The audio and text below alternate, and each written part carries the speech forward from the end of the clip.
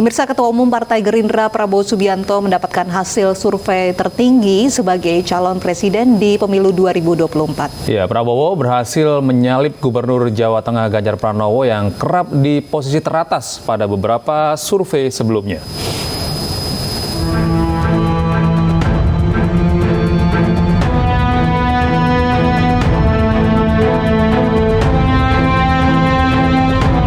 Persaingan bakal calon presiden dan wakil presiden 2024 terus memanas. Lembaga-lembaga survei bahkan kerap merilis elektabilitas para calon presiden. Lembaga Survei Indonesia baru saja merilis hasil survei calon presiden di pemilu 2024. Dari survei yang dilakukan mengkerucut ketiga nama dengan suara tertinggi, yakni Prabowo Subianto, Ganjar Pranowo, serta Anies Baswedan. Dalam survei LSI tersebut, Prabowo Subianto berhasil menyalip suara Ganjar. LSI menyebut nama Prabowo Subianto terus mengalami penguatan. Prabowo unggul dengan suara 30,3%, meningkat dari sebelumnya 26,7%. Sementara Ganjar meraih 26,9% dan Anies Baswedan 25,3%. Bahkan menurut LSI, pencapaian Prabowo ini menjadi yang pertama kali sejak setahun terakhir. Soal dugaan korupsi BTS yang melibatkan Menko, tidak banyak yang tahu isu ini, hanya 16% saja. Di antara 16% yang tahu itu, mayoritas atau 62,3% percaya bahwa memang telah terjadi korupsi. Jadi 62,3% dari 16% yang tahu, yang menyatakan, yang yakin bahwa itu adalah memang di situ telah memang terjadi korupsi. Sementara itu terjadi penurunan tajam dari suara Ganjar Pranowo. Selama 2 bulan terakhir, Ganjar bahkan mengalami penurunan sekitar 8%, yakni dari 35% menjadi 26,9%. Suara dukungan untuk Anies Baswedan cenderung stabil dan mengalami sedikit penguatan sebesar 1,3%, yakni dari 24% pada Februari menjadi 25,3%. LSI menyebutkan kemungkinan ada permindahan suara sebanyak 8,1% suara Ganjar yang terpecah dan terbagi sebagian ke Prabowo dan sedikit ke Anies. Tim Liputan iNews melaporkan. Bursa calon wakil presiden 2024 tidak kalah sengit dengan bursa calon presiden di tahun politik tersebut. Elektabilitas sejumlah tokoh dan figur sebagai cawapres terus menguat dan menjadi sosok yang ideal untuk memimpin bangsa ke depan.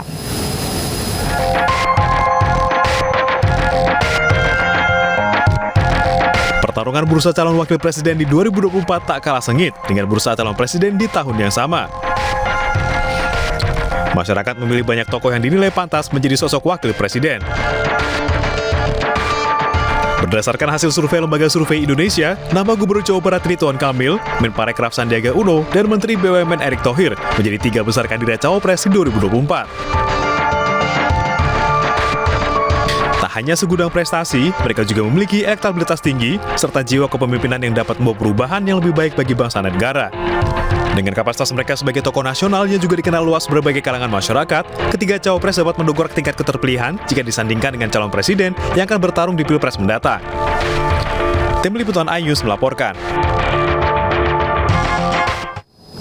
Pemirsa, batalnya Indonesia menjadi tuan rumah Piala Dunia U20 masih menyisakan kekecewaan di masyarakat. Meski demikian, sebagian besar masyarakat percaya Ketua Umum PSSI Erick Thohir telah berupaya optimal.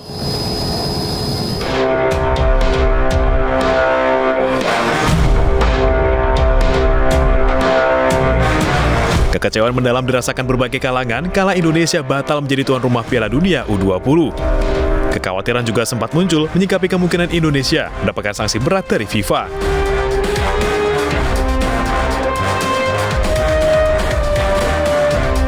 Namun komunitas sepak bola tanah air bisa sedikit bernapas lega karena Indonesia terhindar dari sanksi pengucilan dari sepak bola dunia.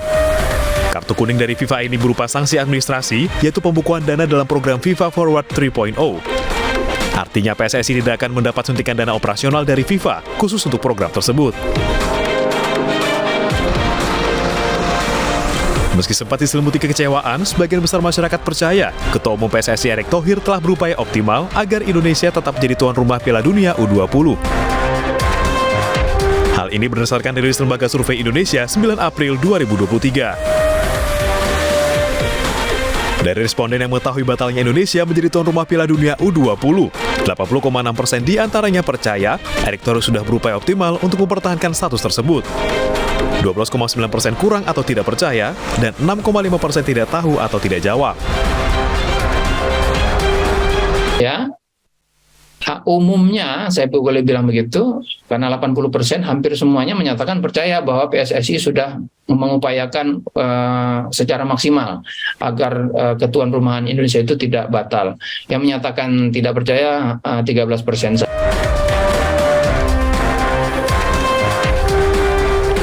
Sanksi ringan dari FIFA membuat Indonesia masih bisa berlaga di sepak bola internasional. Salah satunya, Timnas U22 masih bisa bermain di SEA Games 2023. Timnas senior juga bisa bermain di FIFA Matchday Juni 2023 melawan Palestina hingga bertanding di Piala Asia 2023. Tim iNews melaporkan.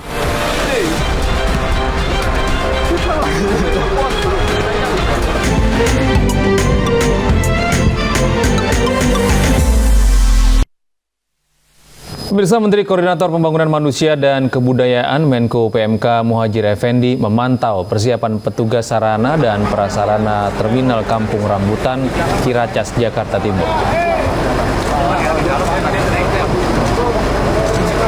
Muhadjir Effendi didampingi PJ Gubernur DKI Jakarta dan jajarannya meninjau Terminal Kampung Rambutan.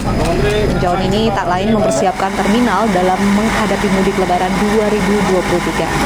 Menko PMK mencatat ada kenaikan jumlah penumpang sebanyak 30% ke wilayah Jawa Tengah dan Jawa Timur.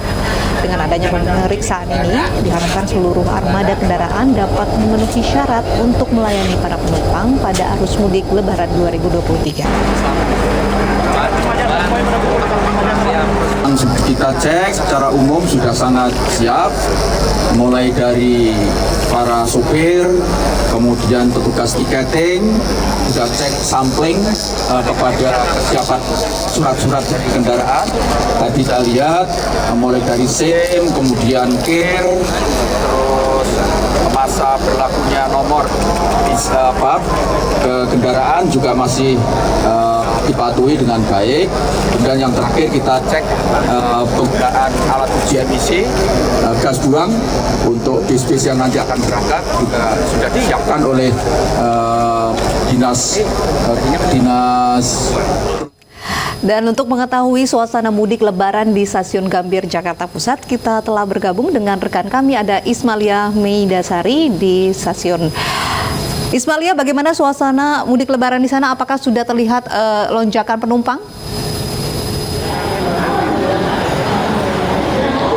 Ya, selamat siang Uci, Gede, dan juga pemirsa. Momen Lebaran memang menjadi momen yang istimewa dan paling ditunggu terutama untuk para keluarga yang sudah lama terpisah jauh oleh jarak. Dan saat ini kami berada di Stasiun Gambir dan memang sejak pagi tadi ini memang sudah dipadati oleh para pengguna kereta api dan didominasi oleh para pengguna kereta api yang akan melakukan mudik atau pulang ke kampung halamannya. Dan dari data terbaru yang kami dapatkan hingga pada hari ini ini sudah mencapai 1.683.545 tiket atau 55% dari total keseluruhan tiket yang disediakan, dan jumlah tersebut pastinya masih akan terus bertambah karena penjualan masih terus berlangsung. Dan ada beberapa tanggal favorit yang dipilih oleh para pengguna kereta api yang akan melakukan perjalanan ini, yakni pada tanggal 17 hingga 20 April. Ini menjadi tanggal favorit karena okupansi volume penumpang ini mencapai 97%. Dan untuk kota yang menjadi tempat tujuan favorit bagi para penumpang ini masih didominasi oleh Yogyakarta, Semarang, Solo, Blitar, Surabaya, dan juga Malang.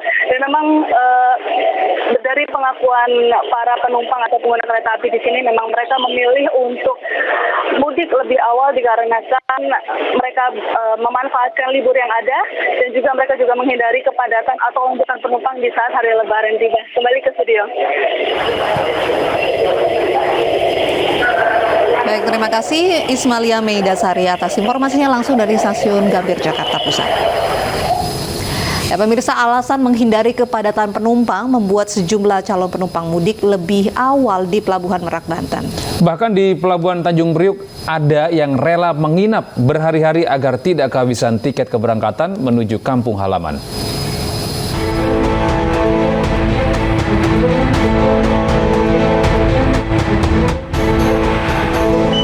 Jumlah calon penumpang kapal terus merangkak naik di Pelabuhan Merak, Banten sejak kemarin pagi. Para penumpang memilih mudik lebih awal karena khawatir terjebak dalam kepadatan pemudik saat menjelang Lebaran nanti. Menurut data, jumlah penumpang pejalan kaki berjumlah 1.096 orang, jumlah penumpang dengan kendaraan 23.368 orang, jumlah kendaraan roda 2 sebanyak 794, dan roda 4 sebanyak 2.142 unit kendaraan.